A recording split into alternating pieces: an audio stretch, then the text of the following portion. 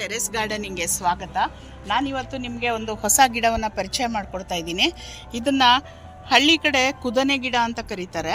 ಇದನ್ನು ಮುಳ್ಳು ಬದನೆ ಗಿಡ ಅಂತಲೂ ಅಥವಾ ಕಾಡು ಬದನೆ, ಕಾಶಿ ಬದನೆ, ಮುಳ್ಳು ಬದನೆ ಅಂತೆಲ್ಲ ಕರೀತಾರೆ. ಯಾಕಂದರೆ ನೋಡಿ ಇಲ್ಲಿ ಇದರ ಕಾಂಡ, ಈ ಕಾಂಡಗಳಲ್ಲಿ ಮತ್ತು ಈ ಎಲೆಯ ಹಿಂಭಾಗದಲ್ಲಿ ಮುಳ್ಳುಗಳಿರುತ್ತೆ. ಆದ್ದರಿಂದ ಇದನ್ನು ಮುಳ್ಳು ಬದನೆ ಅಂತ ಕೂಡ ಕರೀತಾರೆ. ಇದರ ಹೂವು ಬದನೆ ಹೂವಿನಂತೆ ಇದ್ದು ನೋಡಿ, ಇಲ್ಲಿ ಬದನೆ ಹೂವಿನ ಥರನೇ ಇರುತ್ತೆ. ಇದು ನಕ್ಷತ್ರಾಕಾರದಲ್ಲಿ ಇರುತ್ತೆ. ಇದು ಮೊಗ್ಗು ಇನ್ನು ಹೂವಾಗಿಲ್ಲ, ಮೊಗ್ಗುಗಳು. ಇದರ ಹೂವು ನಕ್ಷತ್ರಾಕಾರದಲ್ಲಿರುತ್ತೆ, ಬಿಳಿಗೂ ಇರುತ್ತೆ, ಇನ್ನು ಬೇರೆ ಕಲರು ಇರುತ್ತೆ. ನೋಡಿ ಇದರ ಕಾಯಿ ನೋಡಿ, ಇಲ್ಲಿ ಈ ಥರ ಗೋಲಿ ಆಕಾರದಲ್ಲಿ ಸಣ್ಣಗೆ ಗುಂಡು ಶೇಪಲ್ಲಿ ಇರುತ್ತೆ. ಗೊಂಚು ಗೊಂಚಲಾಗಿ ಬಿಡುತ್ತೆ, ದ್ರಾಕ್ಷಿ ಗೊಂಚಲಿನಂತೆ ಗೊಂಚು ಗೊಂಚಲಾಗಿ ಬಿಡುತ್ತೆ. ಇದನ್ನು ನಾನು ಪಾಟಲ್ಲಿ ಬೆಳೆಸ್ಕೊಂಡಿದ್ದೀನಿ. ನೋಡಿ ಎಷ್ಟೊಂದು ಕಾಯಿ ಬಿಟ್ಟಿದೆ. ಅದನ್ನು ನಾನಿವತ್ತು ಹಾರ್ವೆಸ್ಟ್ ಮಾಡ್ತಾ ಇದ್ದೀನಿ. ಹಾರ್ವೆಸ್ಟ್ ಮಾಡಿ ತೆಗಿತೀನಿ.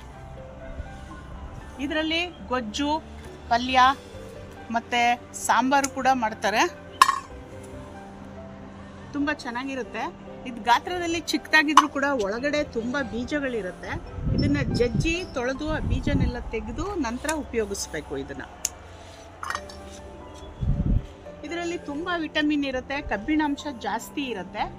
ಈ ಕಾಶಿ ಬದನೆ ಅಥವಾ ಈ ಮುಳ್ಳು ಬದನೆ ಇದನ್ನು ಮಧುಮೇಹ, ರಕ್ತದೊತ್ತಡ, ಮಲಬದ್ಧತೆ, ಶೀತ, ನೆಗಡಿ, ಕೆಮ್ಮು ಇತ್ಯಾದಿಗೆ ಮನೆ ಮದ್ದಿನಲ್ಲಿ ಮತ್ತು ಆಯುರ್ವೇದದಲ್ಲಿ ಔಷಧವಾಗಿ ಬಳಸ್ತಾರೆ. ಇದು ಆರೋಗ್ಯಕ್ಕೆ ತುಂಬ ಒಳ್ಳೆಯದು ಅಂತ ಹೇಳ್ತಾರೆ. ಇದರಲ್ಲಿ ಪಲ್ಯ, ಚಟ್ನಿ, ಗೊಜ್ಜು ಇತ್ಯಾದಿಗಳನ್ನು ತಯಾರು ಮಾಡ್ತಾರೆ. ನಾನು ಇದರಿಂದ ಚಟ್ನಿ ಮಾಡ್ತೀನಿ.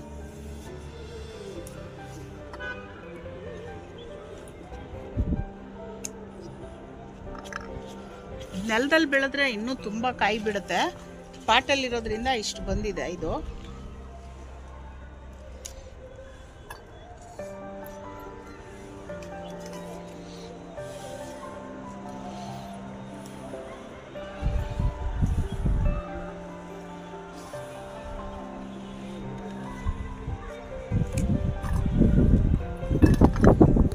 ನೋಡಿ ಎಷ್ಟು ಕಾಯಿ ಸಿಕ್ಕಿದೆ.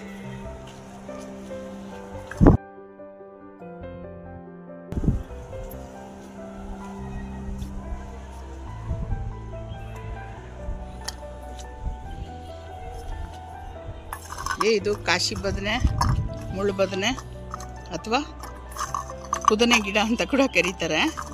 ನೋಡಿ ಎಷ್ಟು ಚೆನ್ನಾಗಿದೆ. ಸಣ್ಣ ಸಣ್ಣ ಗೋಲಿ ಆಕಾರದಲ್ಲಿರುತ್ತೆ, ಗುಂಡಿಗೆ. ಬೀಜಗಳು ಜಾಸ್ತಿ ಇರುತ್ತೆ ಇದ್ರೊಳಗಡೆ.